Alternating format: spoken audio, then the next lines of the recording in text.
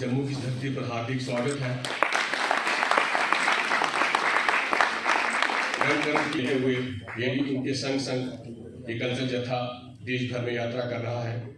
आपका भी बहुत बहुत स्वागत।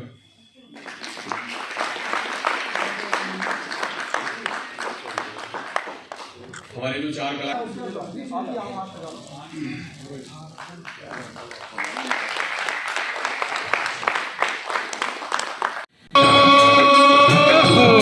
जरा धीरे गाड़ियां को मेरे राम गाड़ी वाले, मेरे राम गाड़ी वाले, जरा धीरे गाड़ियां को मेरी रंग रंगीली पहिए लाल गुलाबी, गाड़ी मेरी रंग रंगीली पहिए लाल गुलाबी, राम गाड़ी वाले, राम गाड़ी वाले, जरा धीरे गाड़ियां को। तो आप सबका बहुत बहुत धन्यवाद यहाँ आने के लिए और बहुत बहुत स्वागत आप सभी का। और आप सब गैस कर ही सकते होंगे कि आज शुरुआत ये कहकर ही होगी, इसी दोहे के साथ होगी, पोथी पढ़ पढ़ जग मुआ, पंडित भयो न कोई, ढाई आखिर प्रेम का पढ़े सो पंडित होए। तो ये ढाई आखिर आज से कल तक पूरा जम्मू पढ़ने वाला है, मतलब हम लोग सब पंडित बनने वाले हैं। ऑल क्रेडिट गोज टू ढाई आखिर प्रेम नेशनल कल्चरल जत्था। आपका जम्मू के शहर में बहुत बहुत स्वागत है। ये एक अद्भुत यात्रा है जिसका नाम कबीर से लिया गया है, ढाई आखिर प्रेम। डिज़ाइन गांधी जी से लिया गया है, लोगों के पास जाओ, गांव की ओर जाओ, और लक्ष्य में भगत सिंह जैसे नौजवानों की कल्पना का देश और समाज, यानी समानता और प्रेम पर आधारित समाज।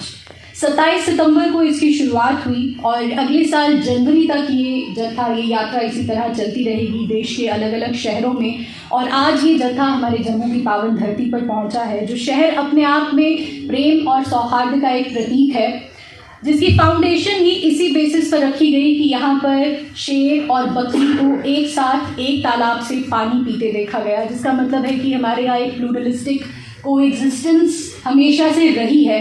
तो ऐसे पावन शहर में आपका स्वागत करते हुए मैं बहुत खुशी हो रही है।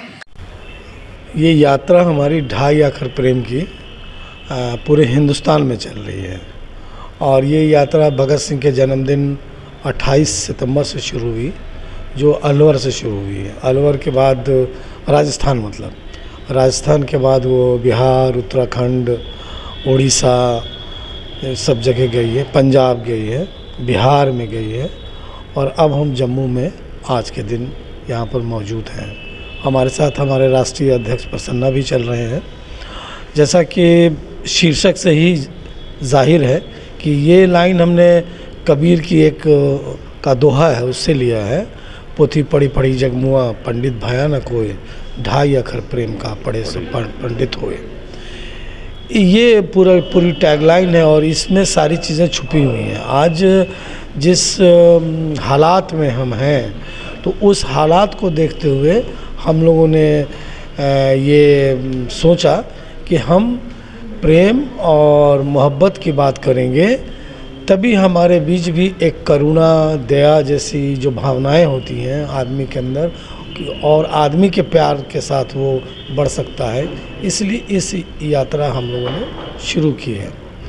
और कबीर जैसे संत जितने भी हुए हैं, चाहे कबीर को आप देख लीजिए, रायदास को देख लीजिए, और दूसरे संत हैं, वो संत थे लेकिन सिर्फ वो भजन बैठ कर नहीं करते थे, वो काम करते थे। काम करते हुए ही वो अपने विचार, अपने दोहे वो कहते थे।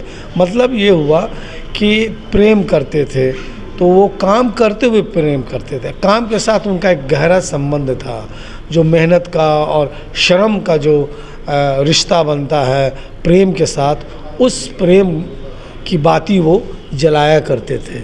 उसी बाती को हम लोग जलाना चाहते हैं, उसी चीज़ को फिर से हम लोग पुनर्स्थापित करना चाहते हैं कि काम की महत्ता, मनुष्य की महत्ता बहुत ज़रूरी है। उसको केंद्र में रख कर के ही हमको आगे बढ़ना चाहिए।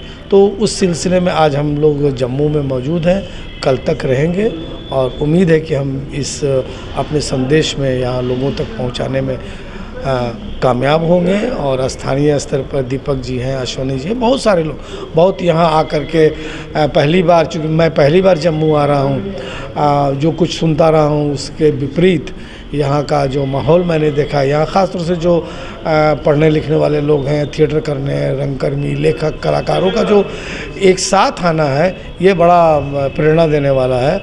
और शायद ये यात्रा जम्मू में जो निकली है, ये भी एक साइलेंस अगर जम्मू में किसी तरह का है तो उस साइलेंस को, उस चुप्पी को शायद वो सांस्कृतिक स्तर पर भी तोड़ने में कामयाब होगा, ये मुझे विश्वास है।